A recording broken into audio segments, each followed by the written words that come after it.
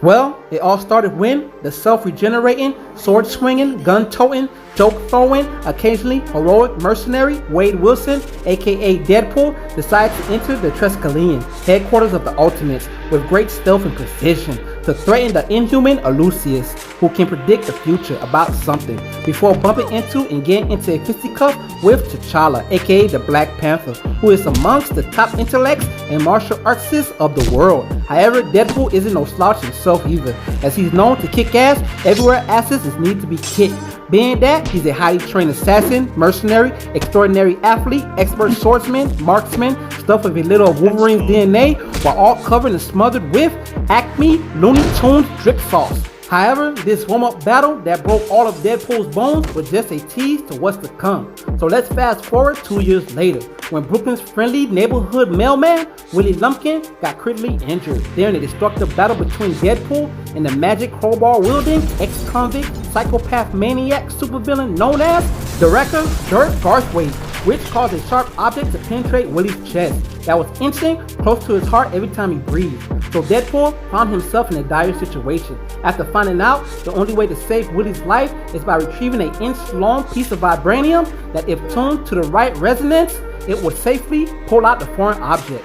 Luckily, the merc with a mouth was a master infiltrator that could sneak his way in an elephant's anus without stimulating its trumpet. Although that wasn't true, it did take him 19 hours before he managed to slip past Wakanda's defenses and making it as far as the Royal Gardens, before inevitably being discovered, captured, and brought to the king to make his case at the foot of the throne. And why should they share some of the world's most rare, precious, and powerful substance to a known murderer? Nevertheless, his request was denied, which advanced the situation from a misunderstanding to what we all came here to see, a detailed fight to see who will win if in the right corner, the African king of the most technology advanced nation on earth, T'Challa, who weighed in at 200 pounds of solid muscle, added with a whole lot of smarts, and a height of just 6 foot, while having so many deadly fighting styles, it will make Chuck Norris and Bruce Lee soil their pants. Went against, in the left corner, Deathstroke's Canadian parody, Deadpool, weighing at 210 pounds of muscle and chimichangas with a height of 6 foot 2 inches,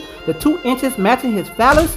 He had a growth spurt, give Marvel a break. As he too has so many deadly fighting styles, added with lots of blood and gore, it was like Chinese Wushu and Kill Bill Volume 1 was birthed by him. So after T'Challa even the playing field by negating Deadpool's healing factor with an assist from his sister Shuri, he defeated him. And next, hacked into Deadpool's teleportation device to expel him from Wakanda, just off the border within the country of Azania, thus giving round 1 to T'Challa. So not long after, Mr. Wade made his way through the smuggler's route, blind spot in Wakanda's defenses that led to tunnels beneath the royal palace to commence round 2. As Deadpool replaced his missing arm after the last battle with a decapitated living head of a zebra he surprisingly wasn't responsible for.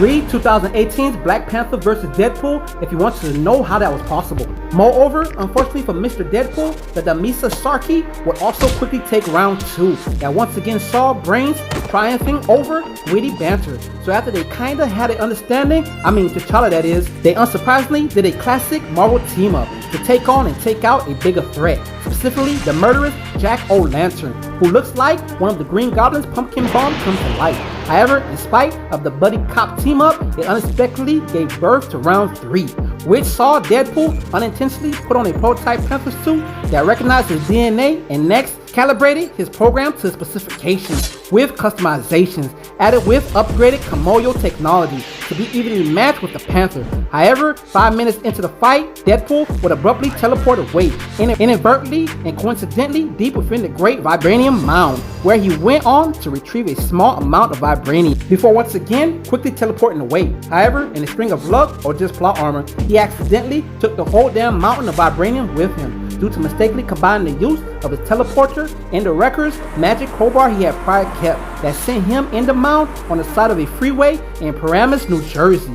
And what's worse, in a Jim Carrey the Mask type fashion, he had the nerve to open up a stand right in front to sell Vibranium for $1 million a pound, while being open to price negotiation, when in actuality a gram of Vibranium goes for 10,000 USD. You do the math.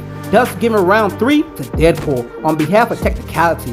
Unsurprisingly, a very pissed Panther who wasn't like any other African leader that stands by and let a foreign-speaking non-colored walk in and make off with their country's valuable resources, confronted Deadpool while Shuri overrode and disabled the Panther's suit, which initiated round 4 as T'Challa now fought for the enchanted crowbar in Wade's possession that was powered by Asgardian magic so he could return the Great Mound back to Wakanda. However, Wade wasn't going to freely give it up without a fight if T'Challa wasn't going to compromise by giving him an inch of Vibranium. Interestingly enough, T'Challa next revealed to Wade he also is the King of the Dead. Read 2012's Fantastic Four 608 to learn how, before transporting him to the land of the dead to engage in a psychological battle where the Panther tormented Deadpool by having him assess his prior life choices as well as his own existence, which caused him emotional damage.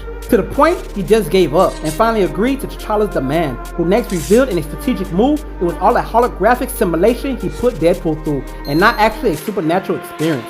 Sorry to the fanboys who thought T'Challa had a new ability. Anyways, the Black Panther nevertheless went on to heal Willie Lumpkin at the hospital, instead with a new Wakandan medicine consisting of artificial photosynthetic bio-nanites combined with universal donor stem cells. Thereafter, he had Shuri reverse engineer the teleportation frequency in order to return the Great Mound back home to his kingdom of Wakanda. I promise I'll have your back until the end of this sentence. I don't care.